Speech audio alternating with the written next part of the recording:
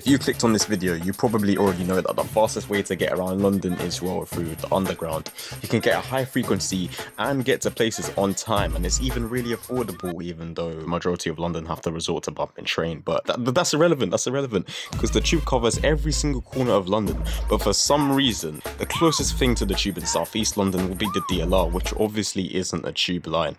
But there's a line everywhere else, so why isn't there one in South East London? The basic answer here is that there are already suburban railway services in the southeast which TfL are desperately trying to acquire for no solid reason.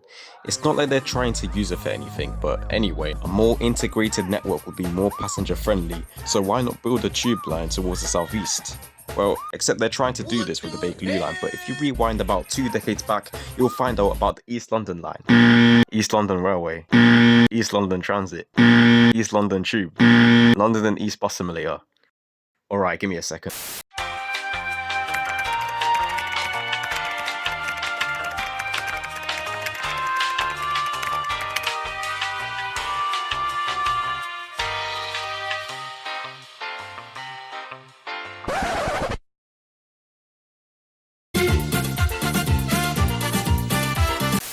Okay, all jokes aside, I won't go into the calamity that are the new London Overground names, mainly because they aren't relevant. So, the East London line served 9 stations until one of them got drowned in cement, several interchanges with the National Rail, and consisted of 2 branches, one to New Cross and the other to New Cross Gate. It was built in 1869 and it became part of the London Underground network, and the final trains that the East London line ended up using were the surplus 8 stocks, which commonly switched between the line and the Metropolitan. Now, thanks to its unfortunate positioning, the line was quite short for the tube. I mean, yeah, the Waterloo City line has about 2 stations, but it's supposed to be a shuttle. It's basically evolve or be extinct, expand or lose longevity, and that's what TfL ended up thinking about. Now, the National Rail services in this area are powered by Third Rail, which isn't far off from the London Underground's 4th rail system. However, for the London Overground takeover to happen, the line had to be converted fully to Third Rail, so it could be extended here and here.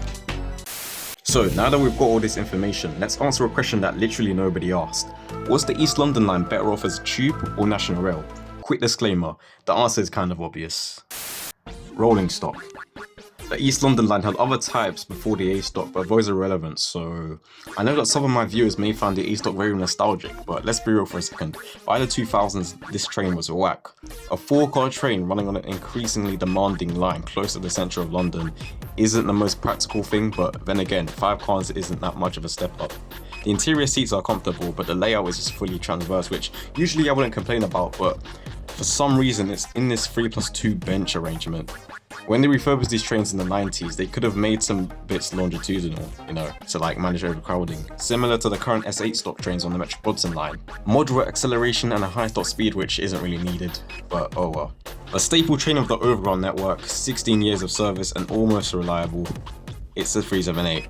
First running on an extended East London line from Dalston Junction to West Croydon, and for some reason they thought it would be a good idea to use 3 coaches. That's a downgrade. 4 coaches were enough and 5 coaches aren't enough for a service like this. I'd recommend about 6 or 7 coaches to be honest, but with that being said, the interior easily marks the A stock interior since it's way more spacious, has wheelchair areas, dot matrix displays and later on USB ports, and just from that alone, there's a clear winner. However, since these Sainsbury's fridges entered service, TfL was like, hey, instead of actually refurbishing a train giving it more features, let's make it look atrocious. Why is green even part of the maquette? Orange and brown makes sense, but why green? Let's move on, Overground wins. Stations and infrastructure.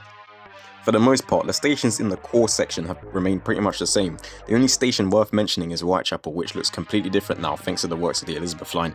I'm not counterproductive or anything, I'm not saying that the station looks worse, but I prefer it before the things were built over it, mainly because you can get shots like this, but it's not the end of the world. Obviously, the Overground serves more stations than the East London line, making it more useful, so it's going to win this round as well.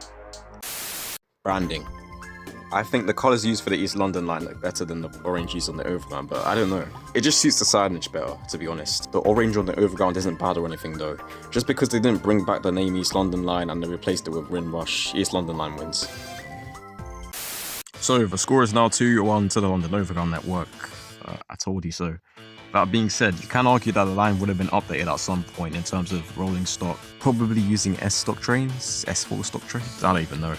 The issue I see is that the platforms in the core are too short and the line doesn't provide that meaningful of a connection. Then again, it would be a waste of time to just close the whole thing down, so extending it was a smart move. The main reason why they used national rail standards was to save costs and provide more opportunities to nick railways off Southern. They were going to do this another way, but it failed.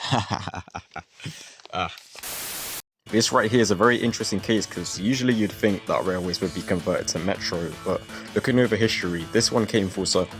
It's a good way to spark the debate of whether metro should always be considered or if heavy rail should be the way to go in an urban setting. I've already hinted at the reasons why the Elizabeth line isn't a tube system, so that being said, why did I make this video? I go for 8 months and this is the first thing that I make. Like, bro, what was I thinking? What was I thinking?